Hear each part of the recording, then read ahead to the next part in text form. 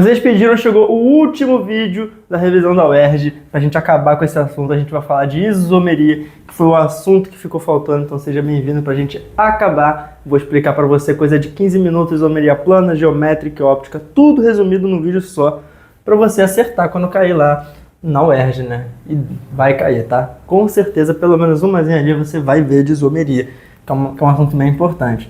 Então, sem enrolar, vamos começar do simples e ver o que é isomeria? Então vamos ver. Para começar, a isomeria é um fenômeno químico que acontece quando a gente tem duas substâncias diferentes com a mesma fórmula molecular. O que significa isso? Traduz? Claro que eu traduzo.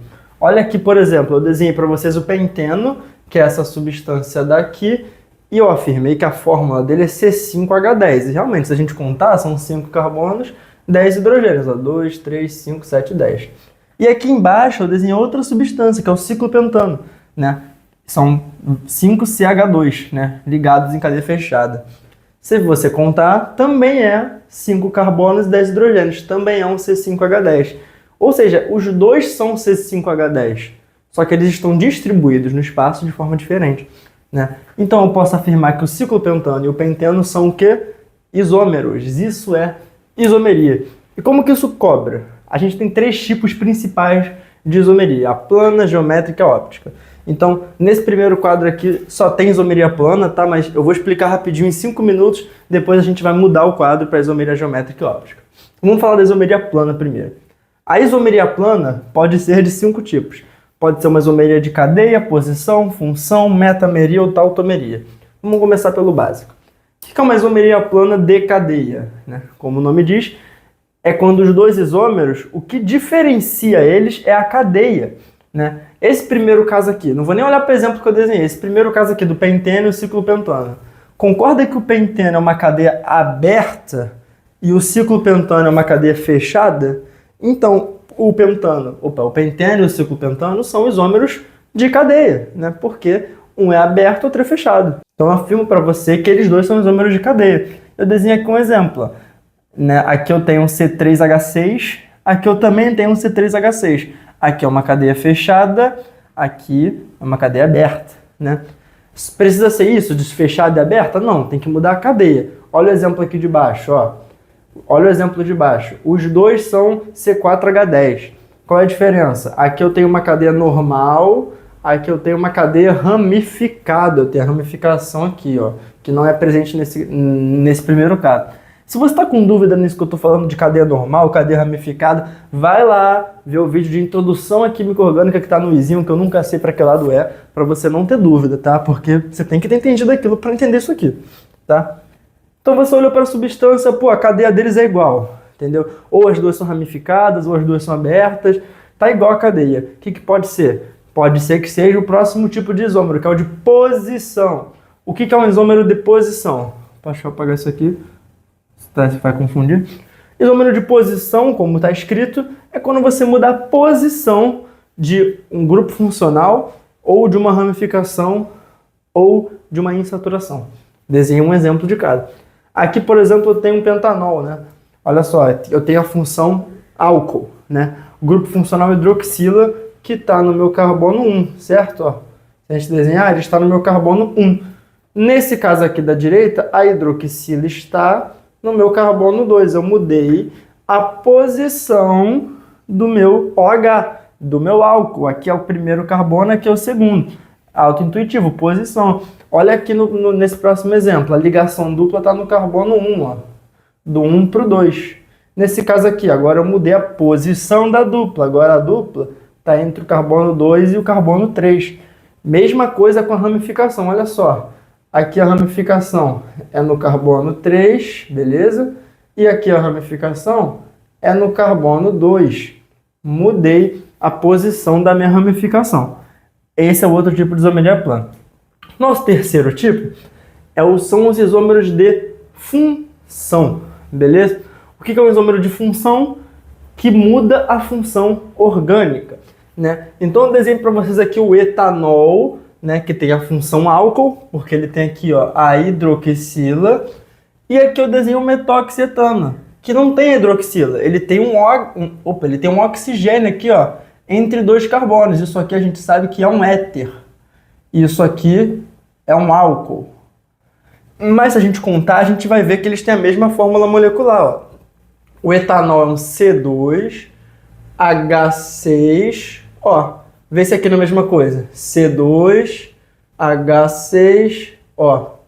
São isômeros. Só que um é um álcool, o outro é um éter. São isômeros de função. Então, esses três casos são os mais comuns. Vamos falar desses dois aqui que são um pouco mais incomuns, mas são bons para cair em vestibular, né? Que são a metameria e tautomeria. O que é a metameria? Cuidado, muita gente confunde metameria com posição. Metameria é quando a gente muda a posição do heteroátomo. O que é um heteroátomo? Algo que não seja nem carbono nem hidrogênio, que esteja entre dois carbonos. Né? No caso aqui, pode ser um éter, né? Mas não precisava, poderia ser um nitrogênio aqui. Qualquer átomo que esteja entre dois carbonos. Se eu mudo a posição do meu heteroátomo, ó, que aqui, por exemplo, ele está no meu carbono 3, aqui ele está no meu carbono 2, quando eu mudo a posição do heteroátomo, é metameria, tá? Como é que a gente vê isso? Por que o nome da metameria também é chamado de compensação? Porque a gente vai analisar do seguinte modo, a gente vai analisar desse modo aqui. No primeiro caso, eu tenho 2 carbonos para o lado direito do oxigênio, que é o heteroátomo, e 2 carbonos para o lado esquerdo. Aqui nesse caso eu tenho 1 carbono para a direita e 3 carbonos para o lado esquerdo. Ou seja, se eu aumentei um carbono do lado esquerdo, diminui do lado direito, para compensar. Por isso que é compensação o nome. Então, a posição do heteroátomo não é isômero de posição, é metameria. Cuidado. E a tautomeria, quando a gente vai ter esse equilíbrio aqui, se você vê essa maldita dessa seta dupla de equilíbrio e perguntar de isômero, é tautomeria. Porque tautomeria, né, quando você transforma o enol ou no aldeído ou numa cetona no equilíbrio, né? Eles são isômeros, tá? Eles têm a mesma fórmula molecular. É quando essa ligação dupla passa para cá, quebrando a ligação de hidrogênio com oxigênio, porque o hidrogênio vai vir aqui para o carbono. Então, você vai formar, nesse caso aqui, uma cetona, mas poderia ser um aldeído, né? Quando você tem esse equilíbrio entre enol virando uma cetona ou um aldeído, é uma tautomeria, tá? Entenderam que não é difícil? Então agora vamos mudar o quadro para a gente falar de isomeria geométrica e óptica. Então vamos lá mudar? Voltamos com o nosso quadro de isomeria geométrica e isomeria óptica para a gente finalizar a isomeria. Vamos começar na isomeria geométrica, que é a isomeria cis e trans. O que é a isomeria cis e trans? Né? O que é cis e trans na química? Né? Para ter isomeria geométrica, a gente vai sempre ter que procurar esse C dupla C, um carbono fazendo dupla com outro carbono. Olhou para uma molécula, tem C dupla C, é porque a molécula apresenta isomeria geométrica, tá? E como é que funciona? Para esse C dupla C ter isomeria geométrica, né? Cada carbono vai estar ligado a outros 2 ligantes, tá? E esse ligante A tem que ser diferente desse ligante B, e esse ligante D aqui tem que ser diferente desse ligante E. Entenderam? Não pode ser esses dois iguais. Pode ser o B igual ao D? Pode. Pode ser o B igual ao E?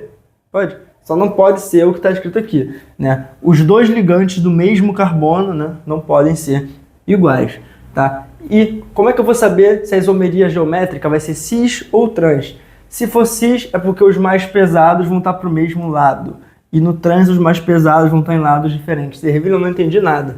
Porque eu não expliquei ainda, né? Então vamos lá. O que significa mais pesado? Vamos olhar para esse primeiro caso aqui, tá? Não confunde, que isso aqui são 2 coisas diferentes. Primeiro caso aqui, ó. Caso número 1. No caso 1, eu tenho aqui o meu C dupla C. Esses ligantes são diferentes, esses também são.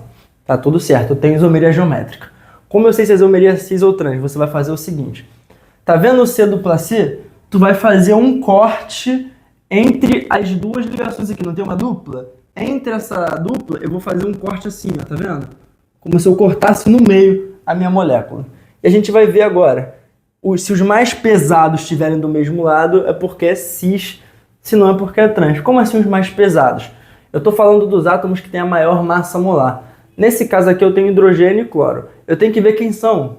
Desses 4 ligantes, né, eu tenho 2 cloros e 2 hidrogênios. Eu vou ver quem são os 2 mais pesados, os 2 com a maior massa molar. Eu sei que a massa do cloro é maior que a massa do hidrogênio. Então vamos lá. O cloro, eu sei que tem massa igual a 35. Tá? Esse outro cloro aqui, ó, também é 35. O hidrogênio vale 1. O hidrogênio vale 1. Quem são os 2 mais pesados? Os 2 cloros, né? Que tem a massa molar maior. Lembrando que a massa molar você sempre pode ver na tabela. Então, se os dois mais pesados estão para o mesmo lado, ó, fiz o corte aqui no meio. Os dois estão para cima, os dois estão para o mesmo lado. Então, essa isomeria aqui é do tipo cis. Olha no exemplo 2. É a mesma coisa, só que inverteu. Vou fazer um corte no meio da ligação dupla. Cortei no meio. Quem são os mais pesados? Ó, hidrogênio é 1, cloro 35, hidrogênio é 1, cloro é 35. Os mais pesados são os dois cloros, mas olha só, cortei. Um cloro ficou para baixo, outro cloro ficou para cima.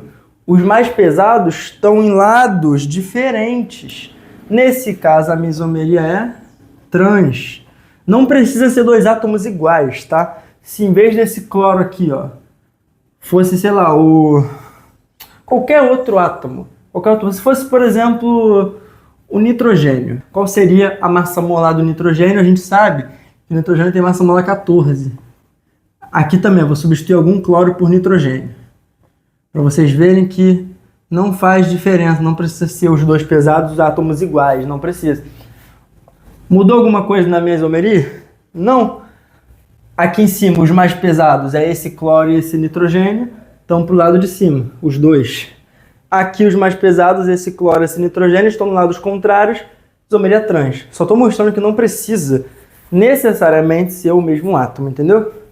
Então, vamos para essa molécula aqui, que não está corretamente desenhada, eu acho, mas é só para dar um exemplo, que caiu uma questão parecida. Aonde? Na UERJ, né? Uma questão exatamente assim. Eu não sei se era exatamente assim, tipo, essa parte daqui, eu não sei se tinha algo mais assim, assim. Não interessa. O que interessava é que caiu exatamente assim com esses dois casos aqui, essas duas ligações duplas. Ele pediu para a gente identificar qual era a isomeria daqui e daqui, né? Isomeria geométrica. Por quê? Porque eu tenho aqui, ó, C dupla C, não tem? C dupla C. Se é cis ou trans, a gente vai descobrir. Vamos olhar para essa aqui primeiro, ó. Vou fazer um corte na minha ligação dupla. Aqui eu tenho um carbono, aqui eu tenho um carbono, aqui eu tenho hidrogênio, aqui eu tenho hidrogênio. A gente sabe que o hidrogênio é o átomo mais leve que tem. A gente sabe que o carbono é mais pesado. Repara que os dois carbonos estão do mesmo lado e os dois hidrogênios do mesmo lado. Então isso aqui, isomeria cis. E aqui na mesma merda? Aqui é a mesma coisa. Fiz o corte, sobrou os dois carbonos para o mesmo lado e os dois hidrogênios. Então aqui na nossa C dupla C, sobrou os dois carbonos para o mesmo lado, os dois hidrogênios para o mesmo lado, né? Que são os mais leves e os mais pesados para o mesmo lado. Então também é isomeria cis. Né? Entenderam cis e trans? É só isso. E como é que é a isomeria óptica, para a gente fechar a aula? Vamos lá. Para ter isomeria geométrica tem que ter o C dupla C. O que eu preciso ter para ter isomeria óptica? O carbono quiral, que eu vou falar já dele. Primeiro vamos ver o que é isomeria óptica. Isomeria óptica é como se isso aqui fosse um espelho, tá? Desenho um espelho aqui. Olha essa molécula.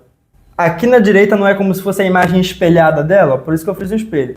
Isômero óptico é a imagem espelhada de outra substância, tá vendo? Que eles são exatamente iguais, só que está espelhado. Isso, eles são isômeros ópticos, né? E para eu ter o isômero óptico, eu preciso ter o carbono quiral.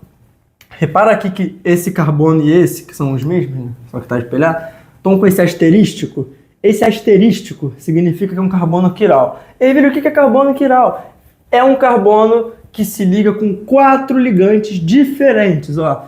A diferente de B, diferente de C, diferente de D.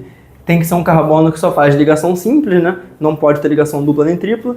E tem que ser 4 ligantes diferentes, né? Então, é assim que a gente identifica um carbono quiral. E a gente tem uma formulinha bem básica, que é pra gente saber o número de isômeros ópticos ativos, que é o IOA. A gente vai pegar 2 e elevar a N. 2 elevado a N. O que é N? O número de carbonos quirais, né? Então eu peguei aqui uma molécula, ele está pedindo aqui a questão para a gente ver quantos isômeros ópticos ativos tem nessa molécula, né? Muito fácil. Como é que a gente sabe se essa molécula realmente tem isomeria óptica, né? Porque às vezes nem tem isomeria óptica, então aqui vai ser 0 a resposta. Então, vamos ver se ele tem isomeria óptica? O que precisa? Carbono quiral. Vamos ver se a gente acha algum carbono quiral aqui. Esse primeiro carbono é quiral? Não. Esse primeiro carbono é um CH3, nenhum CH3 quiral. Por quê? O que é um CH3? Ele se liga com 3 hidrogênios, certo? Nesse caso aqui com carbono. tem que ter os 4 ligantes diferentes. Olha que ele se liga 3 vezes com o mesmo átomo, que é o hidrogênio. Não tem como isso aqui ser quiral, porque ele tem 3 ligantes iguais, tem que ser os 4 diferentes. Esse aqui do lado, vamos ver. Um dos ligantes é esse CH3, o outro é o hidrogênio, o outro é o nitrogênio, tudo diferente, né? E aqui é um carbono. Aí você me olha, ervilha, esse carbono não é quiral. Por quê? Porque eu sou inteligente, estudei a sua matéria e, porra, olha aqui. Na esquerda ele se liga com carbono, na direita ele também se liga com carbono. São 2 ligantes iguais, ele não é quiral. Não dá esse vacilo, ele é quiral sim. Por quê? Você não tem que olhar só para o átomo que ele está se ligando, você tem que olhar para o ligante inteiro. Para a esquerda ele se liga com carbono? Não. Ele está se ligando com CH3. E para a direita? Para a direita ele está se ligando com tudo isso daqui.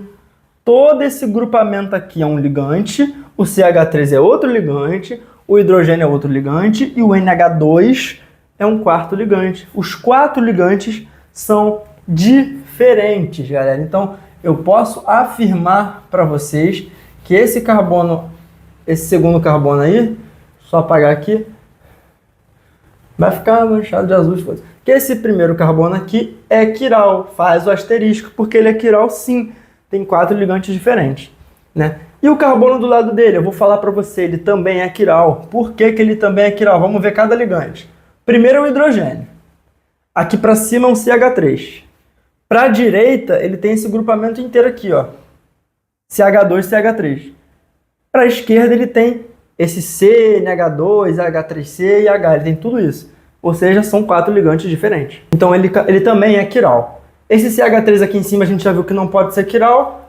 CH3 também não é quiral. E o CH2 também não é quiral. A CH2 se liga com 2 hidrogênios, são igual. Também não tem como. Eu tenho 2 carbonos quirais. Então, quantos isômeros ativos eu tenho? Vamos jogar na fórmula. 2 elevado a N.